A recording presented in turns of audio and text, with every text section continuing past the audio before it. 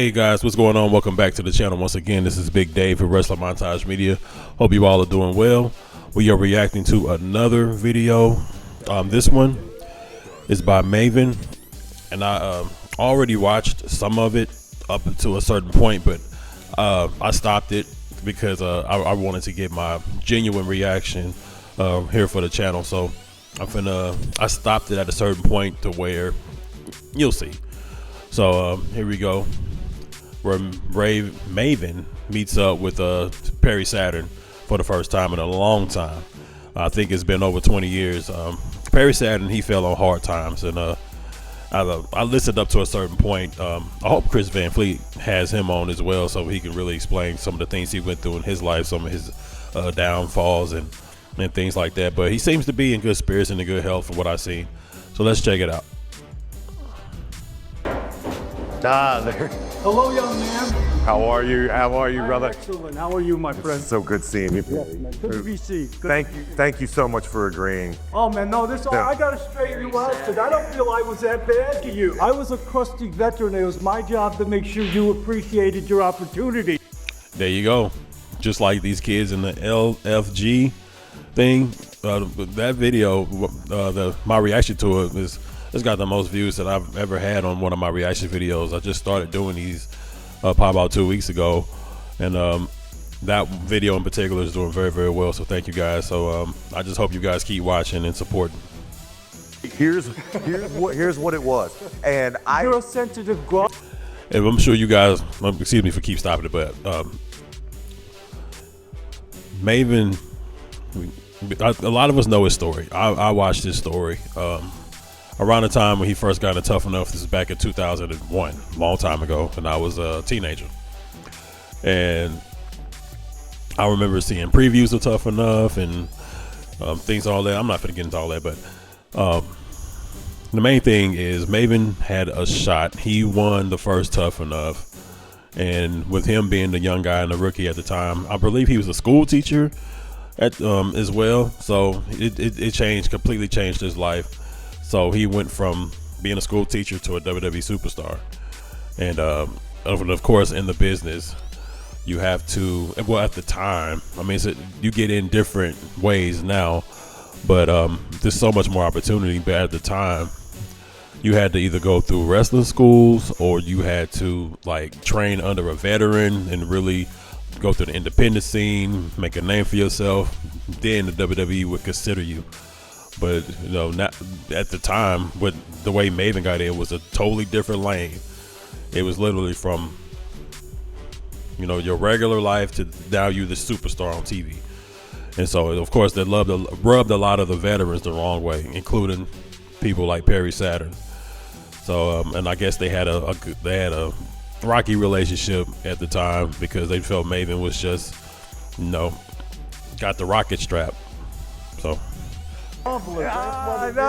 you're the one person I felt like I never got hurt and then was gone. Yeah, and I know Bob Holly. And Saturn ain't got no teeth. He had to be meaner than me. Well, but Bob, I was able to work. Bob Holly was the badass of all badasses. I tell you, if he was Stone Cold esque in his attitude.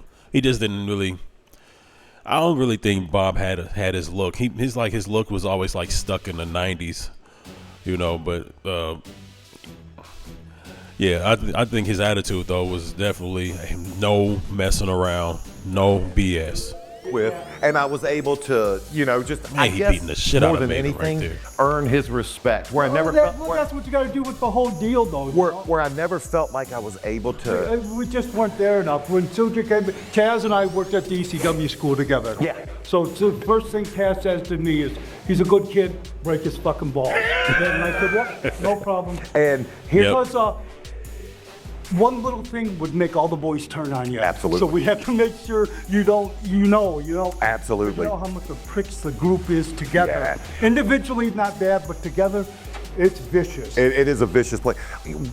I don't think you probably remember, but in wrestling. Man, they hop right into it too. They're walking and talking. They ain't get a time to set up. You know, I guess it's just it's a genuine reaction just off, you know, just everything they always want to say each other, just all coming out right there. WrestleMania 18, about 2 weeks prior to the show in Toronto. One of my favorite manias. They informed me and they informed everybody that I was going to be taking Test's spot. And when that happened, that was Did Test that was hurt or something, or you just no. It was just a case of they wanted to get over because of the show and shit. Bingo. That's nothing you can do about. Bingo. Yeah, I was on a week-long drug binge there because we were up in Toronto for a week. I don't think I slept or was sober that whole time. Listen, you got to understand when we came in, Taz smartened me up. Look at them talking and setting up. They ain't get a chance to really sit down. They just And he told me, listen, there there's we a go. difference between entertainers and shooters. For sure. And there's some guys you do not want to fuck with. My friend, you were on that list. The only thing that you ever did, and you were never mean to me, here's what happened. I come across me as what I'm always. Remember I was telling you about that WrestleMania 18? Yep. When word of that got out, obviously it pissed people off. I didn't deserve that spot. Yeah, well, it doesn't piss. It shouldn't piss you off because it has nothing to do with you. Right. And none of us deserve anything more than anyone else. Well, I've said it before. Wrestling is not a deserved business. No, I'm not petty like that. That never bothered. Yeah. Like somebody got. except for Michelle McCool. Congratulations once again. She deserves it in the Hall of Fame. At a break, I never thought, well, fuck, why didn't I get that? I just remember hearing you say while I was in the locker room. Probably fucking with you. Well, it was enough to where I wasn't going to say anything back. It's an intimidation that comes across, probably something that even if you weren't in the business, you'd still have. And I'm sure down inside I'm aware of it because I'm sure I use it to my advantage. Absolutely. Disco used to say all the time, Disco Inferno. he goes, being around you, it's always the immediate threat of possible physical harm. There's got to be a little bit of you that loves that. I don't like being fucked with, so yeah. There's nobody that's going to be around me that's worried that I'm just going to destroy them immediately. I So had the bad fucking temper too when I was younger. when did that change? When did you? When I got shot, I almost died, and Wow. fucking took me. Hold up, you got shot? Yeah, in the neck and the shoulder. Really? Ah. Post WWE? Yep. I did not know this. Yeah. Holy I was shit. just getting ready to come back. Monday I was going to go to Raw and I got shot on Friday, and it fucking ended everything. And I didn't know Do that's you what mind telling happened me to what him. I mean, the most memorable thing, of course, he did when the Radicals debuted back in 2000, and I remember that year, 2001. That's a very memorable year for me as far as pro wrestling goes. It was one of my most enjoyable years. I mean, it's controversial because of the whole invasion angle, but we ain't gonna get into that. But of course, Saturn's most memorable thing is Moppy. Now, if you guys aren't familiar with the Moppy storyline, okay, so Saturn in the storyline had some type of head trauma, and so for some reason he was with Terry Reynolds at the time, but for some reason he took a liking to having this mop, and eventually he had a little face on it and everything, and he always called out to it, Moppy. It's hilarious. You got to go check out the clip somewhere, YouTube it, check it out. It's hilarious. Well, I'm gonna go back and look at it after this, but yeah, it was a good time. But you really didn't see him that much after that, and for what he just said, I didn't realize that's what happened. That's pretty messed up. So, what the scenario was with you getting shot? Girl, she's a dancer, stripper, and I dropped her off at her bar. Okay. And when I'm leaving, I hear some girl screaming. So I go, oh, fuck, strippers are fighting. So I go around the way, and these two guys got this girl down on the ground. Okay. So I ran up and shoved on them. And this guy I tried to grab, and he spun around. And I turned this way, and I thought the guy hit me, but he shot me. He shot me in the neck, and then he shot me in the shoulder. So I got, you can feel right here, I got caliber. Oh yeah, I can feel it. Yeah. I can feel the intention. Yeah, it's gone. It's gone. Wow. What year? What year was this? Whatever my last year was right there, Because It had to be 2001, 2002 at the latest. I really don't remember seeing Saturn wrestling related anywhere after that. I still had a year and a half left on my contract, and I couldn't offer anything, Oh my God. And Vince and I, Or maybe I'm wrong. Maybe he was in TNA. I think for some reason that image of him in TNA. Maybe I'm wrong. He's always liked me, you know. He put up with my bullshit, and One of the things I found out in my age is the more you go at Vince, the more you stand up for yourself, the more he likes respects you. So he probably appreciated that. yeah, he told me one time. He goes, you know, you're part of my entertainment. You, the Acolytes, Bob Holly, Blackman. I booked you guys together just to watch you beat the shit out of each other. That's a group of some tough dudes Who right do you there. keep in touch with still? Jericho, Yeah. Chris and I think Chris might not even have been old enough to drink when I met him, you know, in Japan. Raven and How is Scotty? Good. Who else would you say from our time that I maybe didn't get along with, but that someone that you had trouble Well, there's getting Matt into? Hardy and I used to beat him up every night. So bad he complained to Vince. Really? And then Vince, being the dickhead he is, came right up to me. He goes, Perry, Matt just told me you're beating him up. And I started explaining. He goes, well, don't worry about it. I'm booking him with you every night for the next 6 months. That's exactly what he Yeah, wanted. Saturn was jacked But too one back thing in the day. Bam Bam and I got into fist fights. Really? Bam Bam and I did not get along. Bam Bam was a big fat fuck who thought he was a giant man, and he wasn't a giant man. He was a big fat fuck. And he liked to no-sell, and I don't put up with it. Right. So when someone's no selling your shit, you're gonna lay it in. You're gonna make it. I'm make gonna it lay it sell. in anyway. But when I ask you to please sell for me Right. and you don't, then we have a problem. There's probably going to be a police report filed. Yeah, I'm sure you guys are familiar with what selling is when you go to punch and you react. It's a way to react in pro wrestling that makes it believable for the other person, so you make them look good. It's about making it look good, making it look believable. I jumped on Bam Bam right in the war room. Really? Yeah, and we had to work that night, and he walked into the ring, he had 2 black eyes. I punched the fuck out of him. Paige goes, what the fuck? He goes, I thought you were going to kill me.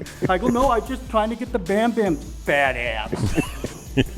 The one thing I wish I could have worked you on maybe a house show or two. Yeah, like, just because. If I wouldn't have got hurt, you would have, because at that time, Brock was doing all the house shows with me because Vince trusted me. Oh, and, wow. Yeah. Wow. Well, I was stiff, but I wasn't dangerous. And they still wanted to put Brock through his paces. Yeah, They yeah, knew oh. where they were going to send him. Now you got to earn it. You got to show your toughness. Because I don't give a fuck who you are. You weren't eating me up. That wasn't happening. Right. You know what I mean? And Brock learned to slow down. Like the first time he slammed me, I told him, like, what the fuck? You don't have to break the ring with me. Wow. Yeah. Take it easy. Yeah. He was so strong. He grabbed me to give me the F5 That on first his debut, F5. and he laughed at me because we're going over it in the ring. I asked him, I'm like, when you grab me, do you need me to jump up for you? I remember that, man. Back in the day, I didn't have cable and to watch Raw. So I had a friend of mine in school record Raw for me, and we had VCR tapes at the time. Some of y'all probably don't know what that is, but we had these tapes, and you could record on them and and trade and hand them off. But anyway, so he used to bring me tapes of Raw every week. I remember seeing Brock Lesnar for the first time, and I used to record everything. Like, I would record from his tape onto my tape with 2 VCRs. I'm old. All right. So, but yeah, I remember that vividly. He laughed at me. He went, no, I got you. We were shooting him out in the ring. I was on my back. He was in my guard. He get a hold on me, let it go, get a hold on me. I'm not in his class, He fucked up and slid into where I got him in a front choke. I'm going to crank it, make him tap. I'm going to roll out of the ring and never wrestle with him again. I cranked that fucker. In half of a second, he was on his feet with me over his head. Really? I don't know how the fuck he got up. Yeah, he's so strong. Yeah, Shelton Benjamin was another one. Yeah, Who was a great athlete. Yeah, And Shelton was a sneaky good strong, guy, too. Brock's Absolutely. a mean guy. Yeah. Him and but- I got along, but he's a crazy. Yeah, Brock had that edge to him. Working with Bob, I think we worked for 3 to 4 weeks on house shows, and by the end, because I never bitched, Bob could do whatever he wanted, and we would get backstage, and I know he was looking for it to see if I was going to bitch, and all I would ask him. It always goes that way though, Yeah. right? Because once we play a couple matches, and then it starts to get easier, He wanted to see if I was going to be, what the fuck were you doing? Why'd you hit me? So all I did every night, was everything okay for you? And again, the maddest he got at me was I didn't fucking clothesline him hard enough. And he grabbed me, pulled me in, and told me, you fucking clothesline me, you take my fucking head off. Yeah, So yeah. I've dealt with that in training before, where I was just getting started, I'm not an experienced wrestler at all. I just have some experience of training, but yeah, I was afraid to really lay it in. It was a guy who was telling me to just fucking do it, just because the way you do it, we were doing chops, and he wanted me to really, because you're supposed to bring it back, and then with the open hand, kind of like cuff it a little bit and slap the top part of your chest. And he wouldn't. He told me to do it like that, and I wasn't doing it hard enough until I really laid it. And he was like, "There you go," and yeah, I did it. Next night I did, and he loved it. Right. But I And he always loved tell it. them, eyes, ears, and nose. Never touch them. Other than that, beat the shit out of me, because I'm hitting you as hard as I can. Yeah, And yeah. The meat of your back, you're gonna feel it. You are gonna feel it. Blackman every so months would train for a shoot, and I worked with him a million times too. Every time he Steve was Blackman. training, his head would be fucked up, and he'd be in there and accidentally block shit and stuff. Yeah. He Charlie horsed my leg one time so bad in New Mexico, I rolled out of the ring and just left the ring. Really? I come back and Lance goes, "What's going on?" And I go, "Fuck him, I'm not working with him anymore." And he comes to the back. Steve's a killer. Yes. But Yeah. him and I Legit, got yeah. along great, Right. but he's a killer. I just seen him at WrestleMania, and I told him I knew I had to approach you slowly from the Right. front till you recognize me. Yeah, and I seen Steve Blackman recently too, in some pictures. He still looks in pretty great shape and good shape, good spirits. Because by the time you get to be Perry Saturn's age in the business, a lot of guys, they're either dead or they're injured, or they're not able to walk. Their mobility is affected greatly because of all the damage that their bodies has taken over the years. So where are you living then? I live in New Jersey. New Jersey? Yeah. So, I- is that home like always for you that area? It wasn't always. It is now. What's the one reason you move? Guys move for a girl. moved here 'cause For of a my girl. in-laws. I moved for my. I was down in Tampa, and I met the girl I'm currently with, and I moved her down there, and she fucking hated it. She fucking hated it. So we moved back. I hate Tampa too. It's too hot. Yeah, we moved back. I'd say about 13 years ago. We've been there ever since. Keep the camera My still, mother-in-law bro. got Alzheimer's, so we had to move here. And I miss being home. I want to go home so bad. Where's home for you? Boston. Boston. Okay. But my grandson's here and stuff, and I'm never leaving him, So I'm stuck here. How old is he? He's 16 on the 23rd. What does he think about what his grandpa used to do? My daughter had that postpartum. Gotcha. So like the first 5 or 6 years, he was with me and no one else. Gotcha. So him and I are very tight. Close. I was real close with my grandfather too. It just worked out that way. Right. So him and I, like everything that's good about him, he got from me by That's I'm awesome. with him. Yeah, fuck it. It's awesome. the best thing That's I ever nice. did. I never Oh, he still got knew that any tab either on of my his head. grandfathers. So that's Yeah. awesome. So what do you do now? Anything with the business? Do you just do stuff like this or stuff that comes up? Yeah, I don't like, I have a lot of difficulty getting around, my hips are so fucking bad, so I don't like going places. I just started doing them, Dean pressures me, Gotcha. Sonny Ono pressure. So, and then, last time I did them, you get paid $500. Now they give you $2,500, $3,000. Fuck, I'll leave my home for that. Absolutely. Yeah. You know what I mean? Like to do that stupid stuff. And for something, all they want is your knowledge. Like all they want is to hear your stories and hear Yep. your knowledge. So Yeah, I'd like to do something like to share that because I got a lot of experience. It just doesn't work out. I wanted I talked to James with Stevie Richards. Him and I are Yeah. on each other. Oh, yeah. Yeah. He's a great guy. We are polar opposites. in what way? No matter whatever his opinion is, mine is absolutely the opposite. He gets me so irritated I can't even watch his podcast. So I think there's something entertaining there. Absolutely. Because we will both look at the same People want thing contention. and Yeah. see something. Absolutely. Absolutely. One night we were in a fucking karaoke bar in Montreal. And Rock goes, okay, he goes, I know the deal, I'm gonna sing. He goes, you just make sure nobody kicks my ass tonight. I go, yeah, I got you, Rock, don't worry about it. That same karaoke bar, I pissed Devon off. Pat was there too. Yeah. We went after the show. Yeah. I went up and tried to buy Devon a drink, and he just stared at me and just looked at me. He was another one that took a while to win him over. Yeah, he's talked about that. If you watch Maven's channel at all, and now Devon has a channel, go check out his channel as well. It's pretty cool. I I'll listen to all of them. Like I want to hear all the stories. Like I just love just listening to experienced wrestlers just tell their stories, about their background and just what they went through. Because I lived it. I seen, I watched them. So it's really cool to pull the curtain back a little bit just to get a little perspective and insight on the things that they were doing and what they were going through.